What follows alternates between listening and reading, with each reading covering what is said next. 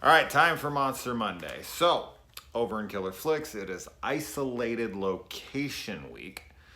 And although this film doesn't completely take place in an isolated location, it does take place in an isolated location for a good majority of it. So I will count it as that. I had a different film lined up, but a friend of mine, she knows who she is.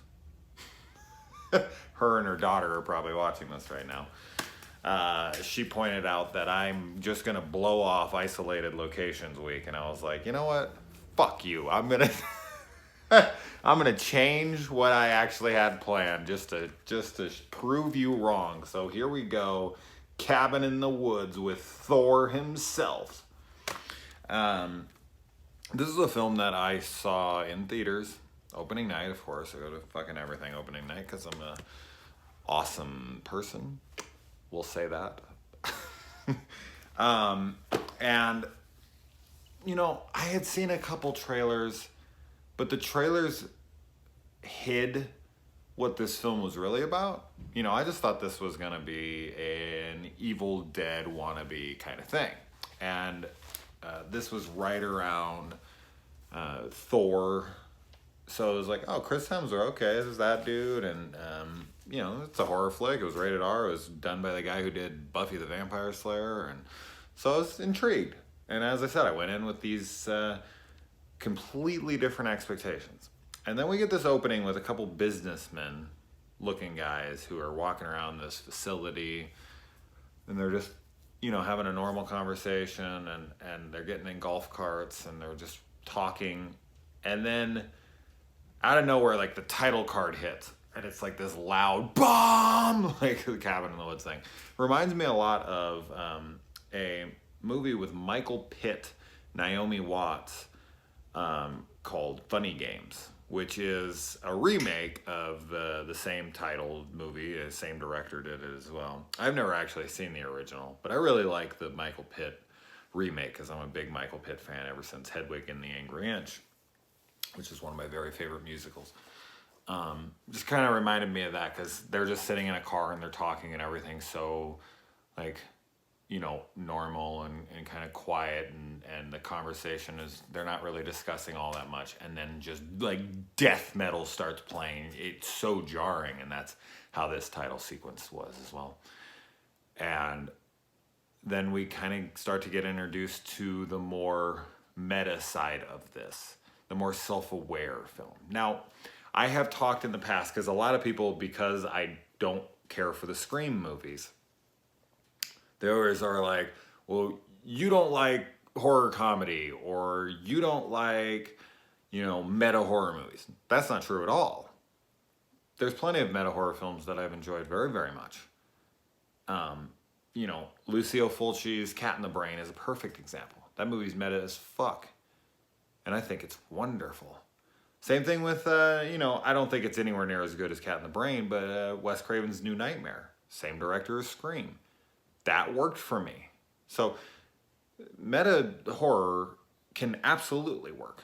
And I think that this is a better meta Cabin in the Woods homage than Scream is to the slasher genre.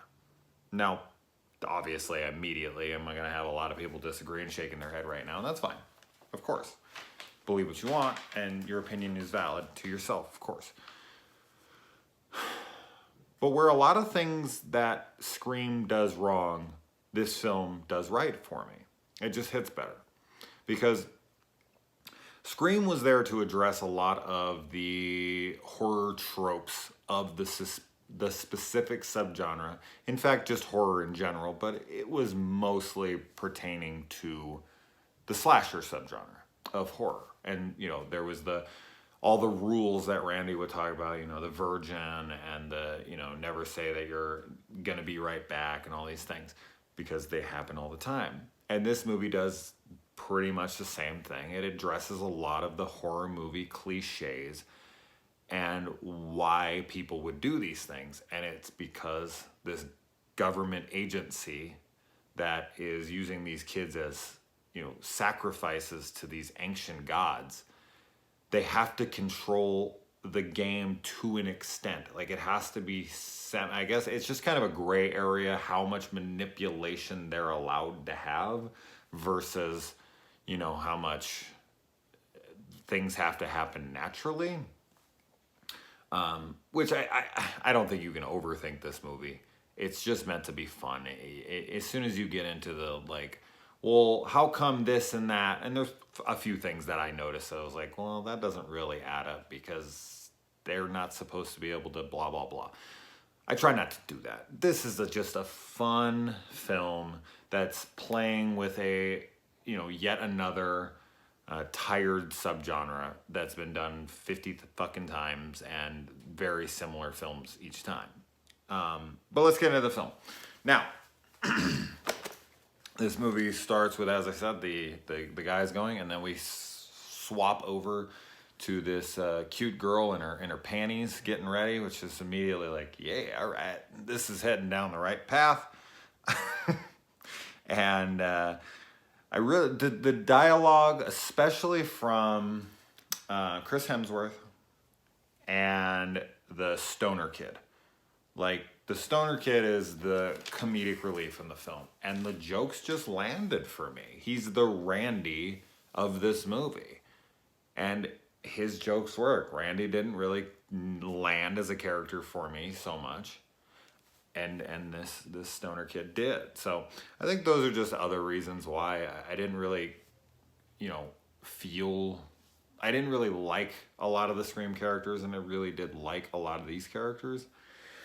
But that's just it. I mean, like Scream, they're playing off of the archetypes. Like, that's the specific setup of what the gods need as a sacrifice in the United States, I suppose.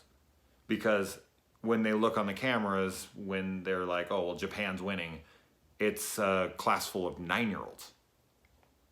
So do the gods need something different from the Japanese? Do they need children from the Japanese? And do they need the classic, you know, horror movie archetypes of the slasher, of the cabin in the woods kind of subgenre? And because Japanese horror is more about like ghosts and kids, that's explaining all the different subgenres within the different countries. I mean, I'm guessing that's what they're getting at.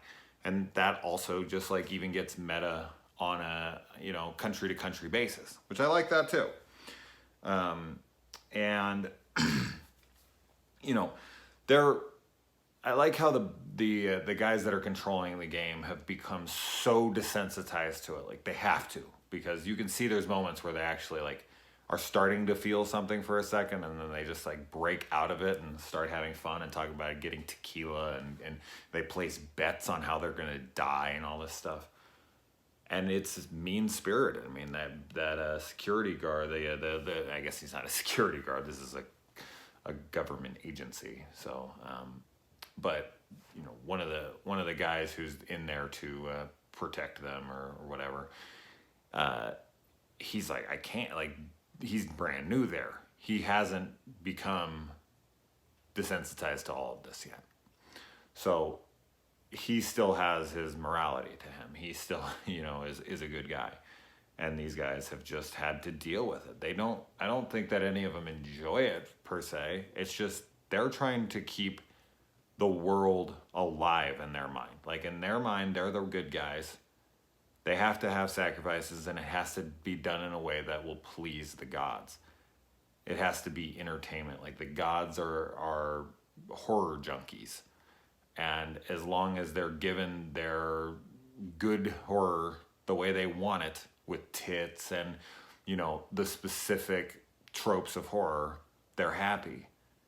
And if they're not, they turn into monsters. It's almost like a metaphor for horror fans. Like, you almost have to go through these bullshit motions to please the horror fan, or they're going to rise up and smash the internet, smash, you know, everything around them. And so, you know, they go off to this cabin in the woods, and they meet the guy who calls his girlfriend a whore, and he's like, what the fuck did you say? And he comes at him. I love that. And then they get to the cabin, and I like that the Brainiac is a good guy. He sees her undressing, and he I like how he hesitates, and he's real, and he's like, shit, and he like looks away, and then he's like, and then she's like just about to take, and he's like, no, and then it flips around, and she does it. Now, when that scene happens, I have to think that the guy, he immediately walked back in. Like, what are the odds she put up the painting by that point? Like, he wanted to show her his body off. I mean, let's be real here. He went back in, and as soon as he did, he was just like undressing, pants down. He knew, and she did the right thing as well. But she also was like, ooh, this guy's a hottie. I gotta watch. And even though this scene's kind of disgusting because who knows what the hell is on that thing. It's been sitting in a dirty, damp, freaking cabin in the woods for however long. That scene where Hemsworth's girlfriend makes out with that wolf. It's pretty hot. I mean, it's disgusting because that thing is probably filled with bacteria and grime and whatever, but I don't know, if you take your mind off of that, it's sexy. And I don't know how the hell she pulls it off. I think that's like, I'm having the reaction everyone around's having, like, whoa. And then the reason this movie is Monster Monday, I mean, if people are like, well, I don't know, this has like every monster ever in it. So this is very much Monster Monday. Holy shit, does this movie have a ton of monsters. And when they go down in the basement, they have this option. I mean, that's fucking, they really don't. And that's where this movie plays around with it. And none of this is really their decision. They try to play it off like it is. But these guys have rigged the game against them. They do not have a choice. Not really. And I understand because they're trying to save the world. But it's unbelievably unfair. Like, they do everything they can possibly do, and they're using drugs against them. They put it in the girl's hair color. The gods want them to have sex because they want to see a chick's tits, and they want to have some TNA and some sex scenes. So they like release pheromones out there and light it up because she's worried that it's too dark, so they can control the elements. I mean, completely. To where they can control the moonlight and they can control everything. It's like freaking Truman Show out there or something. But anyway, so I can't believe she pulled off that freaking wolf scene. That was nuts. The stoner, I think the stoner has so many good lines, and some of my favorites are just him being us. Being that outside party that's questioning the motives within the movie. And it's explained in universe within the film of why they're doing that.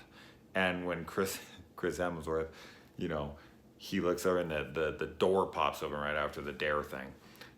He's like, oh, the wind probably did it. And the stoner's just like, and that makes sense. How?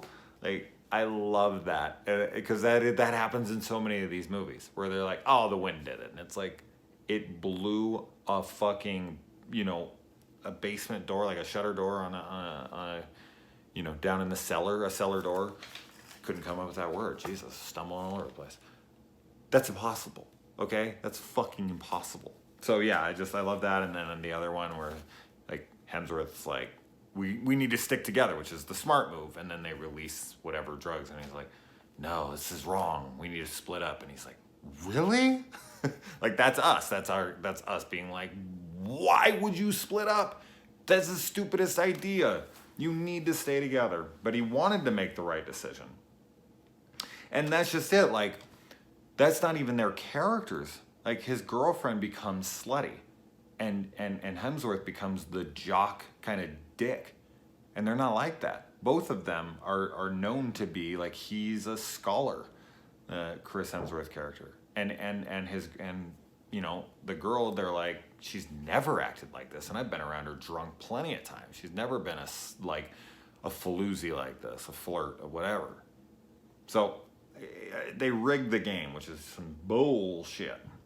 But I love that when they go down in the cellar, there's so many different things down there that could summon any one of these many creatures, and they place bets on all of them.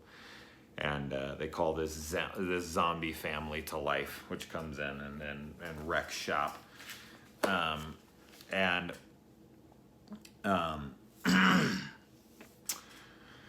Oh, let's see. And yeah, like another thing happens, just another thing that happens in all these movies is she's holding one of the weapons and they press a button and it zaps it and it just makes her drop it on the ground and walk out of the room. And it's, you know, you're always like, why did you leave the weapon behind? And it's because, you know, it was zapped out of her hand. So I like that they're just kind of trying to explain all the nonsense that you see in horror movies. I love that.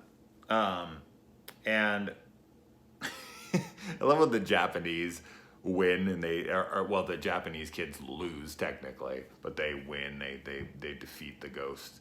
And Richard Jenkins' character is on the TV and he's just like, fuck you to 9-year-old little Asian kids. You don't get to see much of that. But as I said, the rules are played around with a little much because if they were just allowed to kill them outright, then they would just do it, right? I mean, they lure them in there. They have to make the choices. They have to summon the demons. They have to whatever. And they have to let those demons kill them. But do they? Because when they're trying to escape and they realize that the tunnel is blown. Now, I get it. This is a last-ditch, desperate measures kind of moment. But they blow the tunnel with them inside of it. And it just so happens to be, like, you know, falling towards them instead of all down at once, which is just bullshit. Unless they had, like, charges rigged to, like, blow up in sequence, like, one after the other and come down. I don't know why they do that, but who knows? Maybe they did. But they blow it up while they're in the tunnel. And so they have to stop the car or the RV and they have to drive it back out of there. If they couldn't have got out of there, they would have got crushed and killed. Would that have... Because let's say it is a desperate moment. You're still talking about the end of the world here if it goes wrong. So that's your only effort. Like, they were already inside. What are the odds that they got out of there? Very low. So I don't know. That, and there's other things too. Like at the end with Sigourney Weaver, she wants her to shoot her friend. Can they kill each other? Is that how it is? They send one of the soldiers to go kill her stoner friend before her because it has to happen in a specific order because they already broke the vial, whatever. So, as I say, you can't overanalyze it, but I do want to just address these small things where I'm like, okay, what are the rules? How does this all work? Because it's not adding up in these places. I think they're just kind of ignoring it because it's supposed to be made silly. And I guess, I mean, we do kind of get an answer here because Kurt dies trying to be a hero. He isn't killed by the monsters. He kills himself. Not on purpose. But, man, when he jumps that bike across, you just know what's coming. But it's so fucking gnarly. He just, boom, like hits it head on and his body just drops and just keeps nicking the wall on the way down. Oh, man. That was like the most, it was this moment that was just, it was so heroic, and then boom, it was just taken away all in once. I love it. And then they're celebrating that she's dead because they think they've saved the world for another year, and she's alive, and so they're celebrating before she's even dead. Like, that's how little faith they have in this chick. I mean, they must just see these people fall quick. We get tons and tons of references to other movies here. One of the most blatant ones for me is when they're in the elevator and they go down, the lights come on, and they look over and there's this guy holding that egg that could summon the merman, I think, because it looks just like the one where the kid's messing with it, and, dude's all mad that he can't see the merman, which, of course, ironically ends up getting killed by one. You could see that coming from a mile off.